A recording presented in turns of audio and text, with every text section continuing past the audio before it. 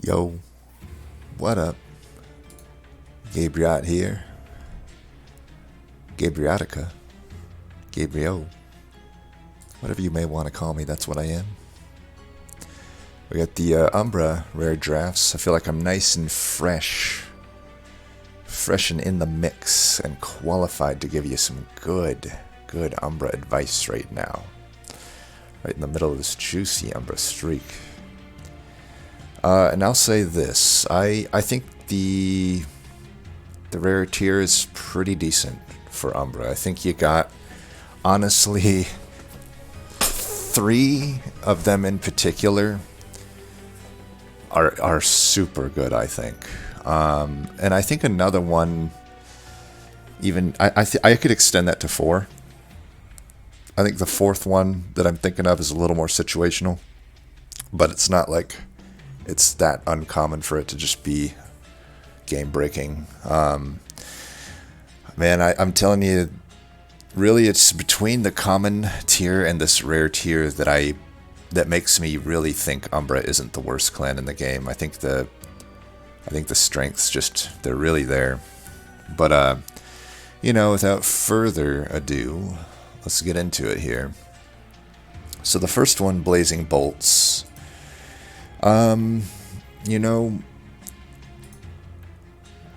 I've had points where I think it's shitty. I've had points where I think it's okay. I'm currently still thinking it's just kind of okay. I'm putting it in the B tier.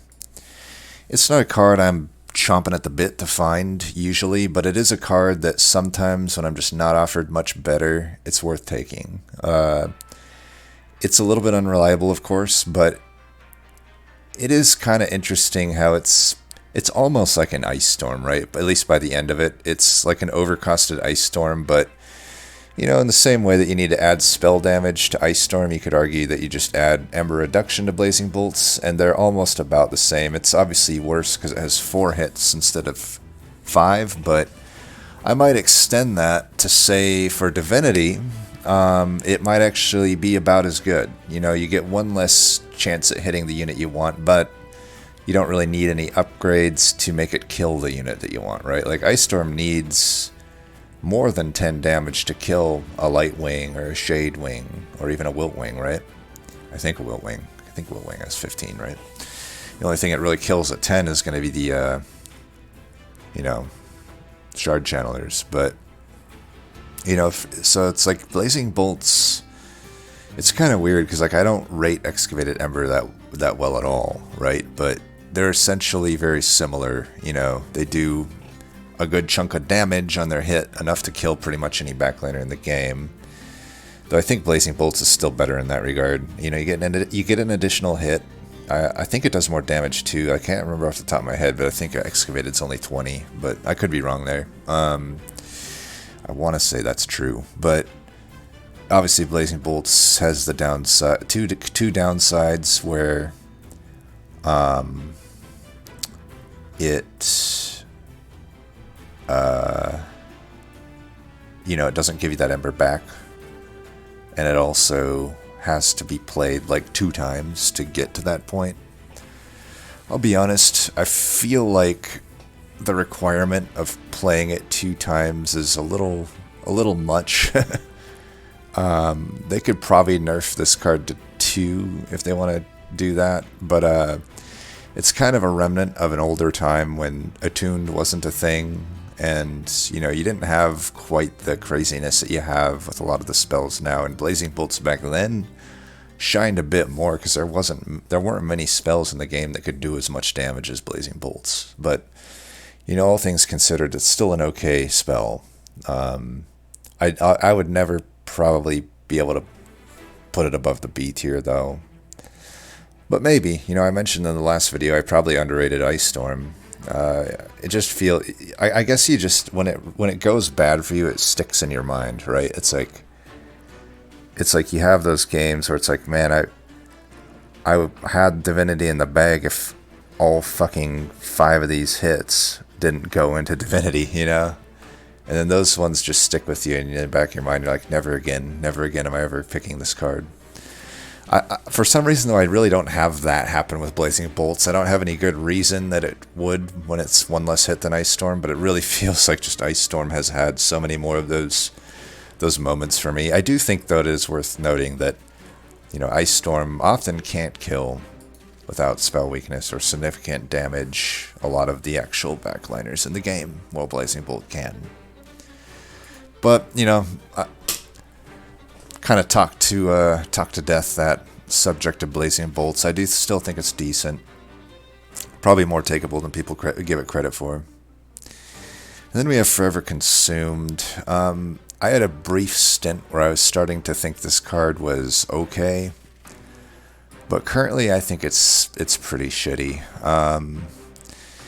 It is a card that's always kind of been shitty in my eyes. It has the problem, like I said, of these cards where it's like it's just a single front-loaded thing of damage, but this one just doesn't even do that much damage.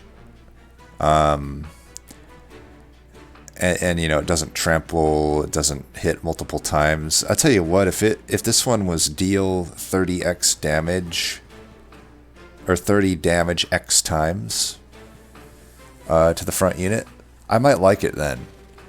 At that point, I can, I could make a card like Kindle work for me, and I could do some sort of setup where if there's a lot of moving parts to get a Kindle on your hand every turn along with a Forever Consume every turn hand, right? But, that's two different rares. You need Spell Consume, you need Holdovers, or Consume Remove, or Consume Return. If you have all those moving parts, then you could clear out a floor with it. And I think if you do all that, you should be rewarded with being able to clear out a floor. That's an insane setup that you just set up. But as it stands, if you did that, all it would do is just clear a frontliner. And that's the only way you could clear a frontliner, because it doesn't do enough damage to do it otherwise.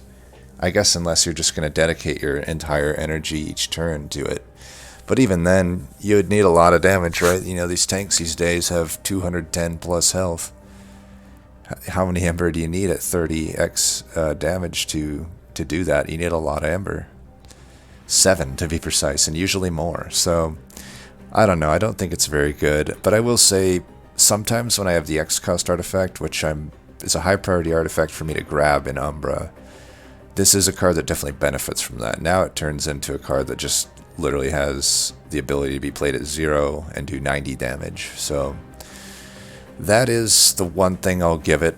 And I will say, in a general sense, even though I do think this card sucks, there are times when you're just not offered anything better, and you do kind of need something extra, especially in the, I think it was pretty much never needed pre-DLC, but post-DLC, if you're just low rolling pretty hard, this card can help you. Like if you're not getting multi-strikes or trample, you're just having trouble getting enough hits on the floor, this can at least help with a little bit of that damage. Considering a lot, you just may never have a better option, and it can fill that. But I could also see arguments for D tier on this card. I'm giving it like a C-. Alright. Well, it's probably no surprise where Furnace Tap's going to fall on this list. That's in the S tier. Oh my god, this card is so good. In a lot of runs, it just has no actual downside, right? The Ember Drain. It's a steep Ember Drain cost. 4 Ember Drain is gonna, have you not able to play cards for many turns in most decks, right? We're assuming you don't have an Ember Drain answer, right? We're just saying you got a pretty vanilla deck. No perils, no nothing like that. Even if you had an Ember upgrade, the turn after you're not playing anything, and then it's 1 Ember the turn after that. Eventually it'll get back to stable, and I will say, sometimes that's just how you have to use Furnace Tap. It's worth adding to a non-Ember Drain deck, in my opinion, if it's needed. If it's win more, then you probably don't need it, but if it's like you really need a multi-strike and you have just not found any other options, this will do it for you. You're going to have to pay that price, right? And sometimes you make a judgment call, right? You say, am I going to need this to clear the waves? If not, you can try to cycle back through it to just have it for the boss, because it's going to cut down your boss fight by, literally half in a lot of cases.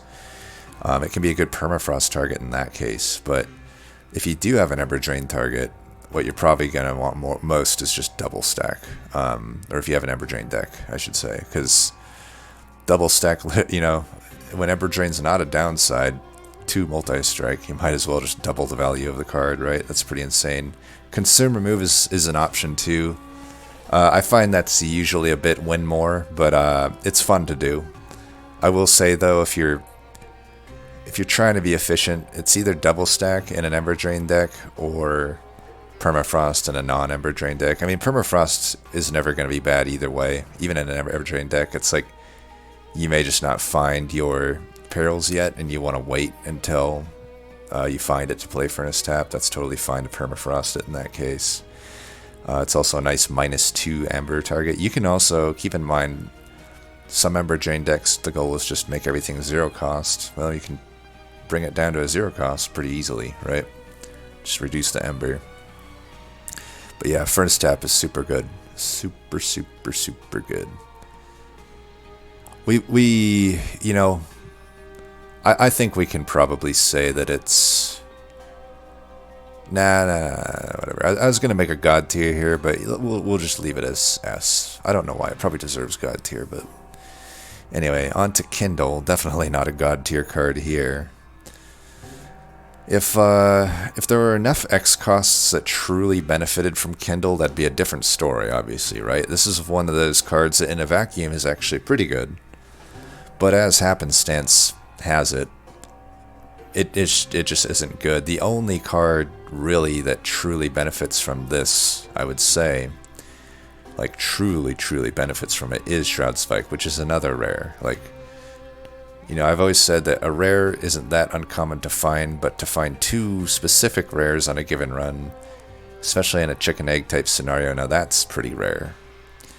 So I would never count on just taking Kindle on the chance that I get Shroud Spike. Because if I take Kindle, it's probably at the ring 3 reward, and then I only have a 20% chance to find Shroud Spike, so I wouldn't do it. So it's D tier for me.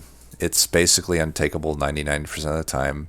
Yeah, there are some fun runs where I've taken it where it makes sense, and you'll know. It'll be pretty obvious to you when it makes sense, but this is one of those cards that I think is not worth a speculative pick. Like, there's just going to be too many times. I mean, I guess I could be swayed on that, though. I mean, it is just a one-and-done consume, so it's not like it hurt your deck that much to include it, but I do find, like, just taking it speculatively is kind of a mistake. Like, even if it's just hurting your draw for once, one time, it's still doing that. You're hurting your deck by taking it most of the time, because it's just not going to do anything for you. I guess one thing I can mention is if you do have Lightstone casing, or alternatively, if you have the -2 temple upgrade, you can remove consume on it to have a weird way out of Ember Drain. It's not a great way out of Ember Drain, but if you're in desperate need of it, you could try to make that work. I think I've done it like once or twice. Also, like Echo Right consume repeater, you could do like Furnace Tap and Kindle, and then cost reduce the Kindle. That would work too. That'd be actually a pretty insane deck. But again, that's 2 separate rares. How often is that going to happen? Now that's pretty rare. But yeah, not much more to say about Kindle. Just not enough stuff in this game benefits from having a huge amount of Ember. Really, it's just like Shroud Spike, arguably the Hellhorn Spike, and that's really about it. I guess Prismal Dust and Holiest Shield too as well, but not much. Then we got Wretch. This is kind of the 4th card I was talking about that could be considered just really good, but I'm actually putting it in my A tier, Wretch, just because I think that it's pretty swingy. Like, there are a lot of decks where this makes 0 sense to add, but then, assuming random, 1/4 of the time you're having Primordium, so 1/4 of the time it is like God tier, just by default, right? Because bringing back Primordium is just hilariously bustedly overpowered. So 1/4 of the time, it's definitely God tier, but even beyond that, whenever you find Morsel Made, which is going to be not that often if you're just avoiding Umbra banners, right? Which I would recommend in the current state of the game. But let's, we'll say anywhere from 10 to 20% of games you might find a Morsel Made, assuming you visit Umbra maybe once or twice. I guess that's more like 10%. But, even then, it'll happen from time to time that you find Morsel Made. And, for the record, with Morsel Made, it's also God tier. It is just game winning. So those are the two high roll situations. I think they come about enough that it's borderline S tier is Wretch. But at the same time, I think there's too many runs where it's not worth adding to a deck. If it's just a normal run, there's just no reason to add Wretch to your deck, in my opinion. I guess if you had a multi-floor gorging setup, it might make sense. I just don't do that personally, so it doesn't factor in. I guess if that was part of my repertoire as well, it would be S though, because then it's almost takeable every time, right? And now we got Shroud Mitosis. Talk about one of the most crestfallen cards from pre to post DLC. I think pre-DLC this would be S tier for me. Maybe A+ tier. Like this was just remember Umbra units were fine pre-DLC. You can go back and disable the DC if you don't believe me. I've done it a few times. You can see it on my channel. It's crazy how good Umbra is without the DLC. And we'll, you can extend that and just say not facing Divinity, right? You can have the DLC enabled, and it just feels weird to me to not face Divinity though. It's kind of like not facing the Heart on Ascension 20 in Slay the Spire. It just, call me elitist, it just doesn't feel right. But that's just like my opinion, man. Don't take that to the bank or anything. I think it's gone from SA down to D tier. I just think it's hardly ever good enough these days. I will say, if you do get backed into a Morsel build and you don't find much better, it's takeable. But I'm telling you, I've had too many of these runs where it's Shroud Mitosis is what I'm trying to make work. It just isn't enough. It's often a dead draw. Sometimes you just don't fucking have a morsel with it, and that's really frustrating. So you already have to have pretty consistent morsel. I guess there's just a catch-22, right? It's like, you have to have consistent morsel generation for this to even have a target. But if you have consistent morsel generation, you usually already have enough morsels that adding 3 copies may not be that relevant in a run. But I will say, if you have specifically making of a morsel, then this is pretty good to combo with. Then you're getting a really nice chunk. Like if you have a making of a morsel on holdover, this becomes a pretty good card. But I think that's a pretty specific scenario that doesn't come up that often for me, right? Like I would be in a weird it's not out of the question for me to put making of a morsel on holdover, but usually there's a chicken egg there, and the next card on the list is a much better situation for that, like just night and day better. So that's Shroud Mitosis. I could maybe be convinced that it's better, because in a vacuum it's a good card, but I don't know. I think they'd need to remove the 7 unit limit from the game at this point for it to truly shine. It's also limited by that in a lot of cases. Now the next card is kind of everything Shroud Mitosis wishes it was. Shroud Spike. I have this in the S tier. True, a lot of runs won't run morsels, but even if they aren't, if you have any card that even, maybe you just had in your starters some morsel generator, or even, I'd say even arguably if Shade Splitter is your starter, that's good enough reason to take Shroud Spike. Shroud Spike is just too damn good to pass up. So like even if you're not morsel centric, like you don't need to be running Umbra banners for Shroud Spike to be god tier, right? Like I've had runs where I just ran Shroud Spike 1 or 2 times into Cold Channel and the run is solved, right? I just have 300 health on this thing and it's never gonna die, has a bunch of lifesteal stacks. I will say though, like I said, Making of a Morsel is the best card to combo with Shroud Spike. It's a 6/6, or it's a 12/12 times however much Ember you pour into it. It's amazing with the first health pact. It's amazing with Spell Chain if you are running Shade Splitter, because you can then do Rubber Morsel first into another morsel, and you have just a ton of Ember that you'll pour into it in that case. I think it's amazing with Consume Remove, Consume Return. I like to put a -2 Ember on it too, a lot of times, if just nothing better comes around. I would say Spell Chain, though, is probably the best. Spell Chain or Consume Remove, I think, are very nice. It's nice, like with Consume Remove, you obviously want to at least get it reduced back down to the normal Ember. Ideally, I would combo it with the -2 Ember upgrade. That way I can still play it and get pretty good value out of it.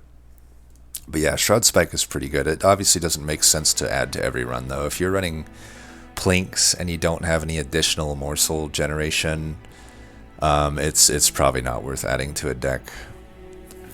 You know, at that point, but at the point you find Shroud Spike, now your only real options at morsel generation are going to be Grovel, which is great, but you can't, you know, you may not be able to bank on finding it. Gem Trove, which isn't great, you know, you're going to have to get some upgrades to even be able to play it.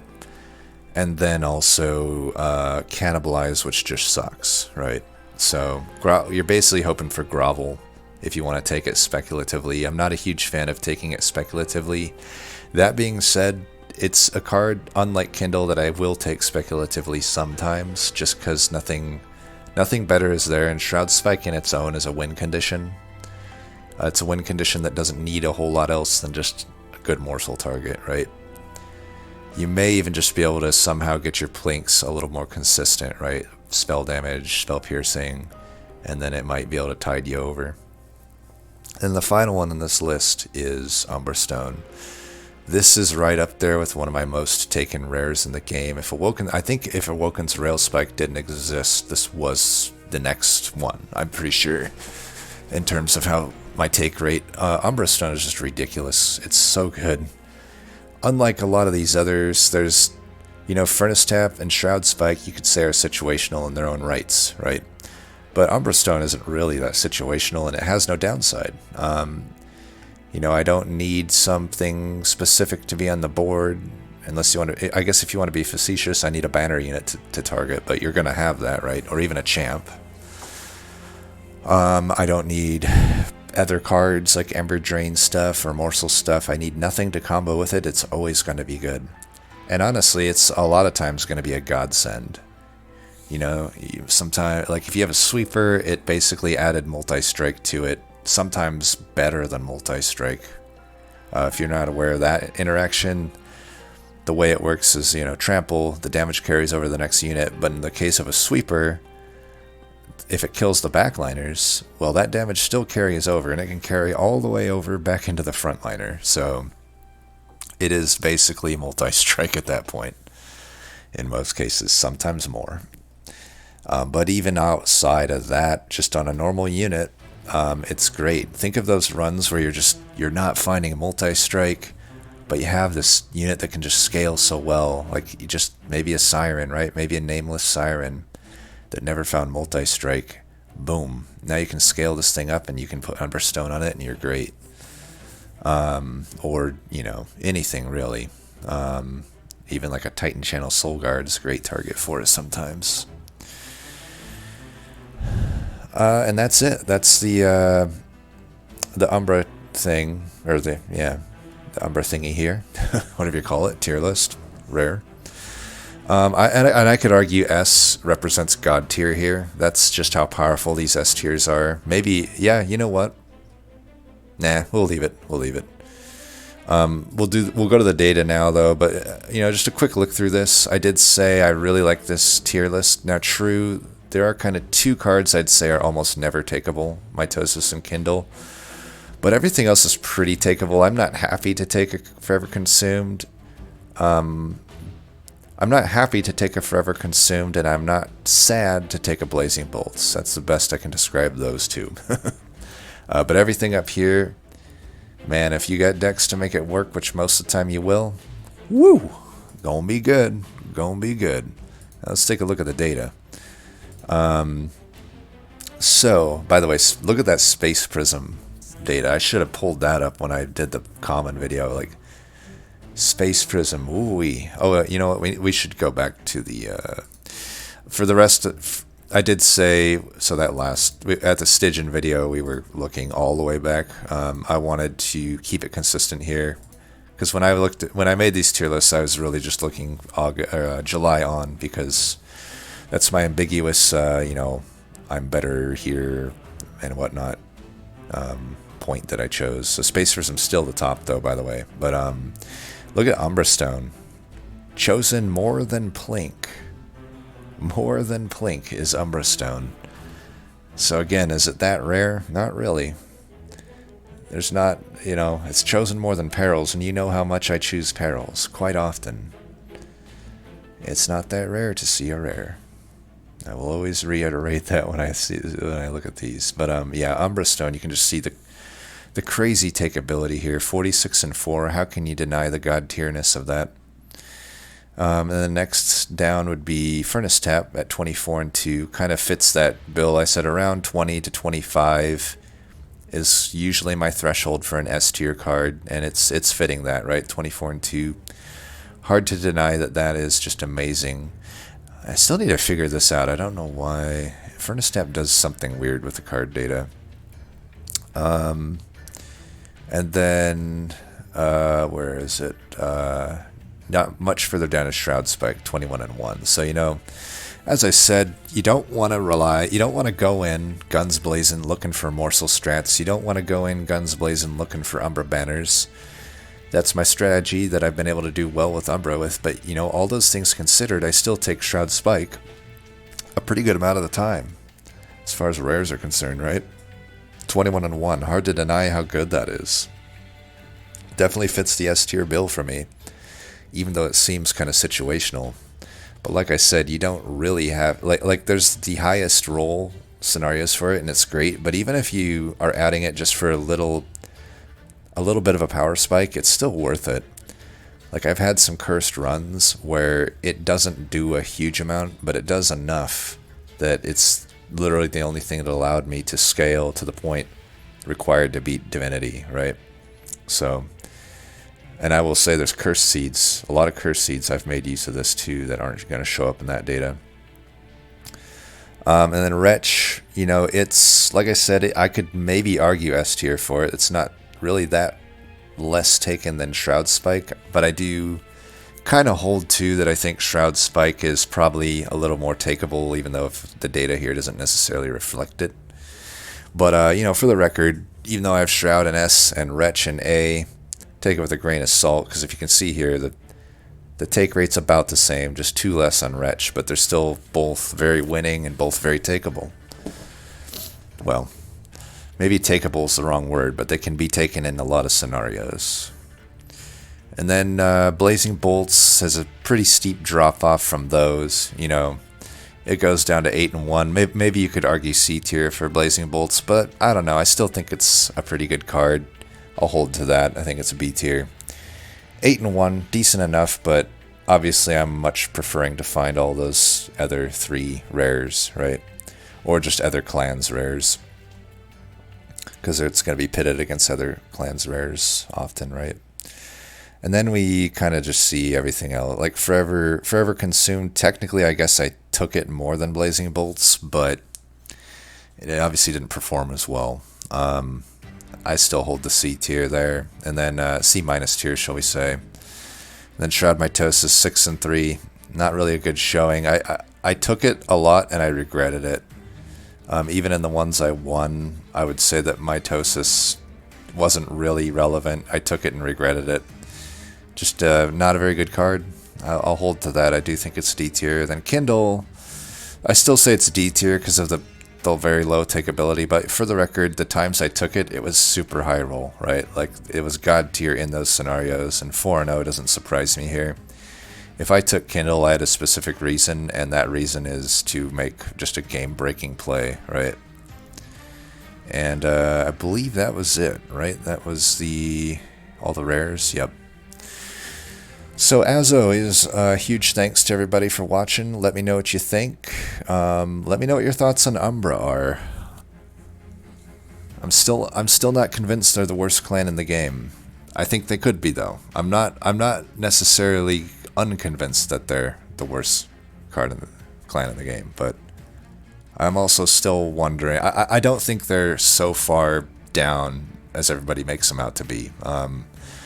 You know, I shouldn't be able to streak with Umbra the way I am right now if they're truly that bad, but they still might be the worst clan of the game. I'll give them that. But I do think their rare tier and their common tier cards are worth considering when you try to talk about the clan as a whole. And I think you have to think about Primordium as well. But anyway, yep, let me know your thoughts. Always love to hear any comments you have, whether it's against the grain or not. And in fact, I prefer those of you that will go against any grain.